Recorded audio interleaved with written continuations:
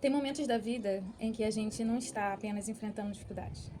A gente está cansado no corpo, está confuso na mente e muito frágil por dentro.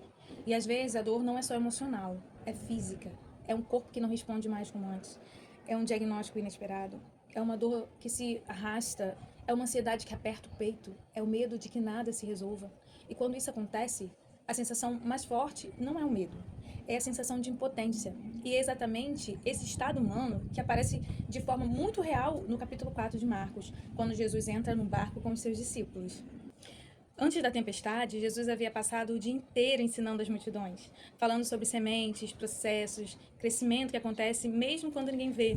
E depois disso, ele entra no barco.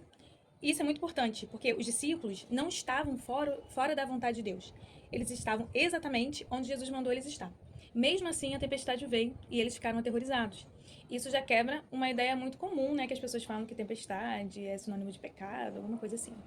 Tempestade não é castigo, tempestade faz parte da travessia. E o texto diz que o vento era forte, que as ondas batiam no barco e que a água já estava entrando. Isso não é drama, é risco real de morte. E os discípulos eram pescadores experientes. Se eles entraram em pânico, é porque a situação saiu completamente do controle. Esse é o mesmo tipo de desespero que muitas pessoas vivem hoje em dia, quando o corpo adoece, o tratamento demora, a dor não passa, o dinheiro não dá, a rotina pesa. E na psicologia e na neurociência, esse momento é descrito como estado de ameaça. O cérebro ativa as regiões ligadas ao medo, especialmente a amígdala, né, que já falamos no vídeo anterior. O corpo libera o cortisol e adrenalina, o coração acelera, a mente começa a imaginar os piores cenários. Isso não é fraqueza espiritual, isso é biologia humana. Enquanto tudo isso acontece, Jesus dorme. Esse detalhe é profundamente humano, porque quando estamos doentes, cansados ou sobrecarregados, o que mais machuca não é só o problema, é o silêncio. Os discípulos acordam Jesus e dizem: Mestre, não te incomodas que pereçamos? Essa não é uma pergunta teológica, é um grito de socorro, um grito existencial. É a pergunta de quem sente e que está lutando sozinho, que ninguém está vendo, ninguém entende. Na clínica psicológica, esse tipo de fala aparece o tempo todo. Pessoas que dizem: eu estou tentando, mas parece que ninguém vê. A ciência já entende algo muito importante. O sofrimento se torna mais intenso quando a pessoa perde a referência e sentido. O psiquiatra Viktor Frankl, eu acho que é assim que se fala, mostrou em seus estudos que não é a dor em si que destrói o ser humano, mas a dor sem significado. Quando o corpo adoece e a pessoa sente que está sozinha, o sofrimento dobra. Estudos em psicologia da saúde e neurociência mostram que as pessoas que possuem fé, espiritualidade ou uma crença estruturada tendem a lidar melhor com a dor crônica, as doenças graves, estresse prolongado, não porque sofrem menos, mas porque não enfrentam o caos sozinho por dentro. Jesus se levanta, não correndo, não em pânico. Ele se levanta com autoridade e diz ao mar que se acalme. E o mar obedece. Isso nos ensina algo muito forte. Jesus não nega a tempestade. Ele interrompe o caos. Depois ele pergunta aos discípulos: por que vocês estão com tanto medo? Isso não é falta de empatia. É um convite à consciência. Como se dissesse: eu estou aqui, vocês não estão sozinhos, vocês não estão me vendo.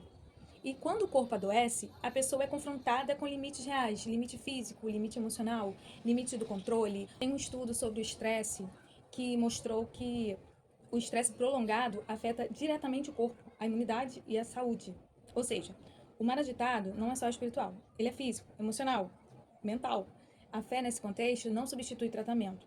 Ela acompanha a travessia. E algo muito interessante também no texto, né, que outros barcos também seguiam naquela mesma travessia. Todos enfrentaram a mesma tempestade, mas nem todos tinham Jesus no barco. Isso nos ensina algo muito atual. A crise é coletiva, mas a experiência é subjetiva. Duas pessoas enfrentam a mesma doença, o mesmo problema financeiro, a mesma pressão, mas atravessam de formas diferentes, porque a referência interna é diferente. A fé funciona, inclusive, do ponto de vista psicológico, como uma âncora emocional, uma reguladora do medo, fonte de sentido. E talvez hoje o seu mar esteja agitado pelo corpo, pela mente, pela rotina, pelas contas, pelo cansaço. E talvez você esteja se sentindo exatamente como aqueles discípulos. Mas o texto nos lembra: Jesus está no barco.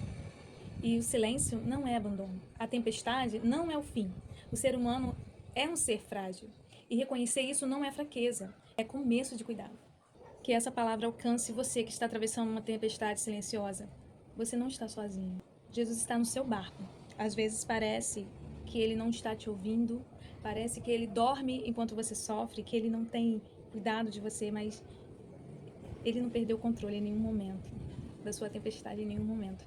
E o mar pode estar agitado, as coisas podem parecer que está fora do controle, mas quando ele se levanta e ele estende a mão, o mar se acalma. A sua tempestade se acalma.